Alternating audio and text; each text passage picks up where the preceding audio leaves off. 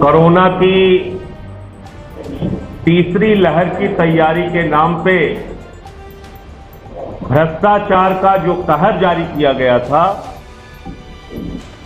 और जिसमें मैंने बताया था विस्तार से कि बच्चों के लिए खरीदा गया 8 लाख रुपए का वेंटिलेटर 22 लाख में खरीदा गया और तमाम चिकित्सीय उपकरणों में भारी भ्रष्टाचार और घोटाला किया गया।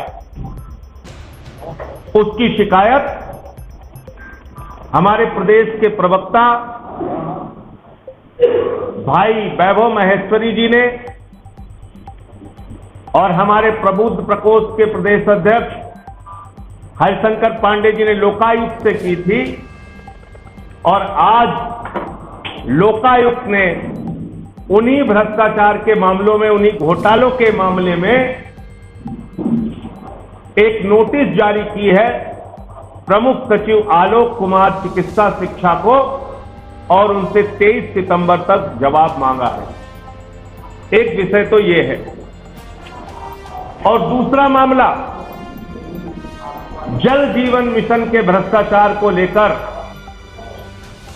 जो मैंने आरोप लगाए थे और कहा था कि ये एनआरएचएम से बड़ा महाघोटाला है, उसमें आज और कुछ चौंकाने वाले तथ्य सामने आए हैं जिसको सुनकर आप हैरान हो जाएंगे, जिसको सुनकर आपको यकीन नहीं होगा कि हजारों करोड़ का यह भ्रष्टाचार का खेल कैसे हो रहा है। मैं एक एक करके बताना चाहता हूं। Ni räknar fast att Davidslaget marknad i marknadsmöjliga grejer bestående. Har wakilet bullsap. Var abra och den andra sitter så. Ardi. Att säga det att jag är i det här talu कुछ नफरत दिला. Okay में से है गारत लगो में है गारत और कुछ नफरत आता बस हुई नवाज Material नहीं कराया वेट दे गाँव में आया इजी और दूध ये से नहीं रखे मैंने आगे की क्या तरफ खड़ा है एक गाड़ी नो हाथ ना सिग्नल के material बच्चे क्या है आगे सिग्नल तो कह रहे हैं ऐसा बताना नियमों के विरुद्ध होगा। जैसे हमारे यहां सामाजिक व्यवस्था में, ग्रामीण समाज में, शहरों में इतना लिहाज करते हैं, पत्नियां अपने पति का नाम नहीं लेती। उसी प्रकार से उन्होंने जवाब दिया हम नाम नहीं बता सकते, पंजीकृत है कि नहीं है। मजाक बना रखा है आपने। एक गैर पंजीकृत SWSM संस्था के नाम से आप हजारों करोड़ रुपए का पेमेंट कर रहे हैं, टेंडर करा रहे हैं, मनमाने ढंग से काम कर रहे हैं। मैं मांग करता हूं इन सब की गिरफ्तारी होनी चाहिए, इनसे पूछताछ होना चाहिए। ये काम और घोटाला इन्होंने अनाधिकृत तरीके से, गैर संवैधानिक तरीके से नियमों के को ताक पर रखकर कैसे किया गया, जिसके आरोप मैंने प्रेस कॉन्फ्रेंस में लगाए थे। तो ने मेरे ऊपर महेंद्र सिंह जी ने भी नोटिस भेज दिया, रश्मि मेटेलिक्स ने भी नोटिस भेज दिया, अनुराग श्रीवास्तव ने भी नोटिस भेज दिया और कानूनी संजय सिंह के आरोप गलत हैं। अब इनके विभाग के लोगों के आरोप मैं दिखा रहा हूं, एक एक करके बहुत ध्यान से देखिएगा। इनके विभाग के एक अधिशासी अभियंता है निर्दोष कुमार जौहरी साहब। मैं उनको बधाई देना चाहता हूं, उनके साहस को मैं प्रणाम करना चाहता हूं। कन्नौज के अधिशासी अभियंता हैं और कन्नौज के अधिशासी अभियंता महोदय निर्दोष कुमार जौहरी ये चिट्ठी लिख रहे हैं प्रबंध मुख्य अभियंता ग्रामीण, मुख्य अभियंता चीफ इंजीनियर ग्रामीण को ये चिट्ठी लिख रहे हैं और कह रहे हैं कि हैदराबाद की जो कंपनी है SMC इंफ्रास्ट्रक्चर प्राइवेट लिमिटेड, वो 30 से 40% अधिक दरों पर काम करा रही है और ऐसा करना वित्तीय अनियमितता है। ये मैं नहीं कह रहा हूं, महेंद्र सिंह जी के विभाग के अधिशासी अभियंता कन्नौज के निर्दोष कुमार जौहरी जी चिट्ठी लिख रहे हैं। कब? 18 अगस्त को चिट्ठी लिख रहे हैं। क्या लिख रहे हैं?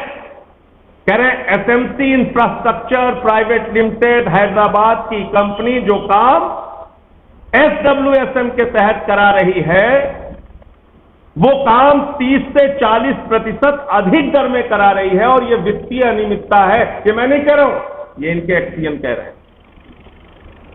18 अगस्त को चिट्ठी लिख रहे हैं कि भाई एक आदेश हुआ था 9 जनवरी 2020 को, और उस आदेश में कहा गया था कि कोई भी अधिशासी अभियंता 1 करोड़ रुपए से ज्यादा का एग्रीमेंट अनुबंध नहीं कर सकता। ये कौन लिख रहा है? निर्दोष कुमार जौहरी लिख रहे हैं, अधिशासी अभियंता कन्नौज जल निगम। वो लिख रहे हैं कि भाई 1 करोड़ से ज्यादा का नियम नहीं है, हम अनुबंध नहीं कर सकते। तो आप मुझे जरा समझाइए और बताइए कि हम कैसे अनुबंध कर लें, क्योंकि जितने भी प्रोजेक्ट गांवों में हैं, राज्य पेयजल और स्वच्छता मिशन के घर घर जल पहुंचाने की योजना के, वो तो 1 करोड़ से ज्यादा है, 2 करोड़ है या उससे भी ज्यादा कहीं कहीं है। तो हम कैसे एग्रीमेंट करें? ये इन्होंने सवाल पूछा एक चिट्ठी के हवाले से, और उस चिट्ठी का हवाला दिया कि साहब ये चिट्ठी तो आपने भेजा था कब? 9 जनवरी 2020 को। संजय सिंह ने जब आरोप लगाया भ्रष्टाचार का, इनके विभाग के अधिकारी ने कह दिया 30 से 40% ज्यादा दाम पे काम कराए जा रहे हैं। और जब इन्होंने चिट्ठी का हवाला दिया कि भाई 1 करोड़ से ज्यादा अनुबंध करने का अधिकार हमें नहीं है, तो फिर उसके बाद 2 चिट्ठी जारी होती है। ये 2 सितंबर को चिट्ठी लिखते हैं कि जल जीवन मिशन के कार्यों में जिला पेयजल और स्वच्छता मिशन की ओर से अधिशासी अभियंता जल निगम जिला पेयजल एवं स्वच्छता मिशन के सदस्य सचिव के रूप में त्रिपक्षीय हस्ताक्षरित किया जाना है। इसके लिए कोई भी वित्तीय सीमा निर्धारित नहीं है।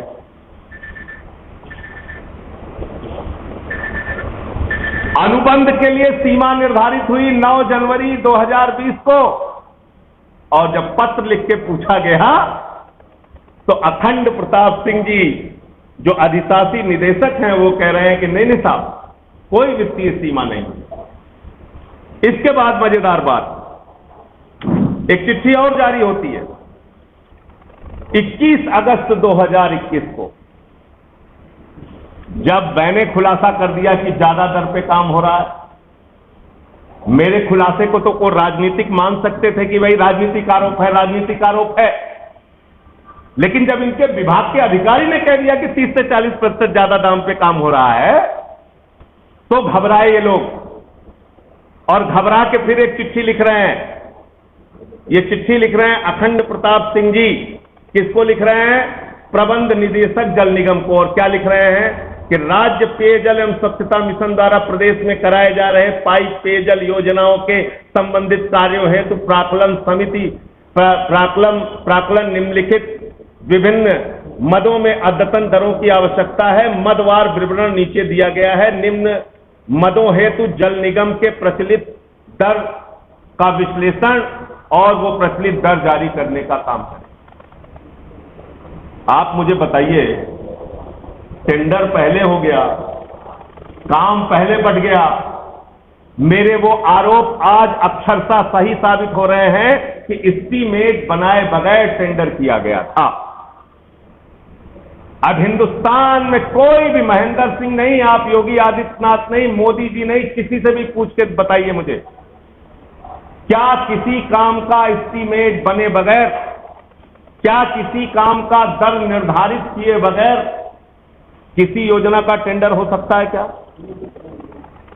क्या एस्टीमेट के बगैर टेंडर हो सकता है क्या? तब इन्होंने कहा कि साहब नए रेट आप 20-21 के निर्धारित करके हमें बताइए। तो पहले जो 3-3, 4-4 साल से जल निगम में काम कर रहे हैं, जिस दर पे उनको रेट जिस रेट पे उनको काम मिला उसी रेट पे काम कर रहे हैं, और ये नियम भी है।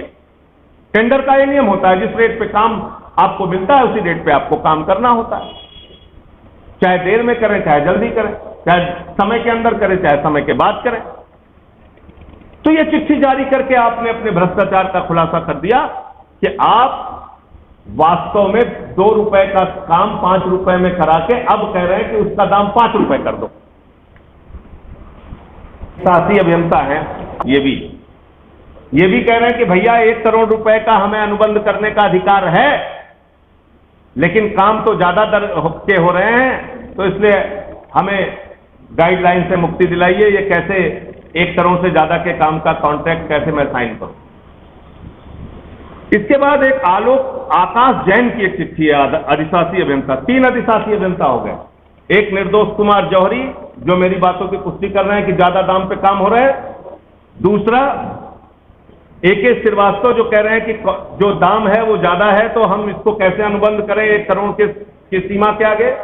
तीसरा आकाश जैन की जो चिट्ठी है वो चिट्ठी ऐसे है कि होली के त्योहार में आपने देखा होगा कि पहले कपड़ा फाड़ के रंग वंग लगा के उसके बाद केवांच लगा देते। तो आकाश जैन की जो चिट्ठी है वो होली के कपड़े की तरह इस सरकार के कपड़े फाड़ फाड़ के इनको केवांच लगाने की चिट्ठी है। मैं एक एक करके पढ़ूंगा, जरा ध्यान से सुनिए। 5 functions and responsibilities of first party के उपबिंदु संख्या 9 में उल्लिखित to appoint third party agency to oversee the work before paying the agency के अनुसार उल्लिखित थर्ड पार्टी एजेंसी का चयन भी जिला पंचायत एवं पेयजल स्वच्छता मिशन द्वारा किया जाना है, जबकि पूर्व में ही आपके द्वारा अनुबंध संख्या 54 ED 2021 दिनांक 12/3/2021 की छायाप्रति संलग्न है के अंतर्गत आरवी एसोसिएट्स का चयन कर जनपद को अवगत कराया गया है। यानी थर्ड पार्टी इंस्पेक्शन किस कंपनी के द्वारा कराया जाएगा ये भी जिला स्तर पे ही तय होना था, लेकिन साहब आपने तो पहले से ही तय करके हमें बता दिया कि यही आपका थर्ड पार्टी इंस्पेक्शन करेगा। तीसरा, मैं क्यों कह रहा हूं कि होली में कपड़ा फाड़ के आकाश जैन जी ने इनको केवांच लगा दिया।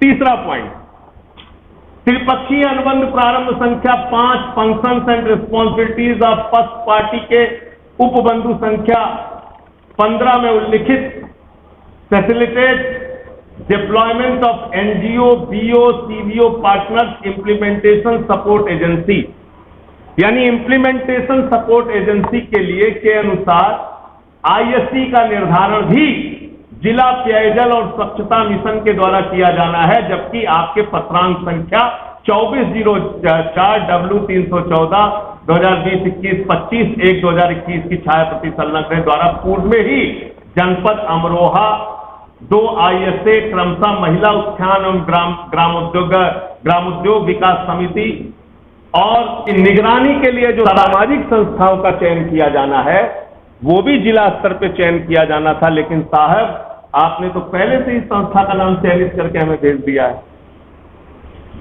ये तीसरा पॉइंट। और चौथा और अंतिम पॉइंट पे पढ़ के आपका समय ज्यादा हो रहा है। इन्होंने लिखा कि जल जीवन मिशन गाइडलाइंस के अनुसार सामान्य क्षेत्र के लिए 10% एवं SC/ST बाहुल्य क्षेत्र के लिए 5% जन सहभागिता की जानी है, जो नगद वस्तु श्रम के रूप में ली जा सकती है। यानी 1 करोड़ का काम है तो 20 लाख रुपए गांव के लोगों से लिया जाएगा, और जो SC/ST बाहुल्य क्षेत्र होगा वहां पर 10 लाख रुपए लिया जाएगा। अगर 2 करोड़ का काम है तो 20 लाख रुपए लिया जाएगा 10%, और SC/ST बाहुल्य क्षेत्र में 10 लाख रुपए लिया जाएगा। तो ये पूछ रहे हैं कि अधिकांशतः जनपद अंतर्गत विरचित की जा रही परियोजनाओं की अनुमानित लागत 2 करोड़ से अधिक आ रही है। ऐसे में योजना का 10% यानी 20 लाख प्रति सामान्य ग्राम पंचायत एवं 10 लाख प्रति SC/ST बाहुल्य ग्राम पंचायत से कम एकत्रित करना होगा, जो एक जटिल लक्ष्य है। जिला स्तर पे निर्धारित होना था, कंपनियों को मिलना था, वो सारे काम नियमों को ताक पर रखकर उसकी धज्जियां उड़ा के ऊपर से कंपनियों का नाम तय करके और कंपनियों का नाम कैसे तय होता है ये आप हमसे ज्यादा अच्छी तरह से समझ सकते हैं। उनके नाम, संस्थाओं के नाम, एनजीओ के नाम तय कर करके इनको भेजे गए हैं। तो क्यों भेजे गए हैं इसका एक एक करके सरकार को जवाब देना चाहिए और एक गैर पंजीकृत संस्था से हजारों करोड़ का काम करने के मामले में इन सबको जेल में डालना चाहिए। और मैं तमाम उन अधिकारियों को कहना चाहता हूं, अभी तो लोकायुक्त में हम लोग एक मामले में गए हैं, इस मामले में सुप्रीम कोर्ट तक जाएंगे। ये एनआरएचएम से बड़ा घोटाला है और जो भी बेईमान लोग हैं, चाहे वो मंत्री हो या अधिकारी हो या नीचे का अधिकारी हो या ऊपर का अधिकारी हो, उन सबको जेल में डलवा कर ही दम लेंगे। ये मेरी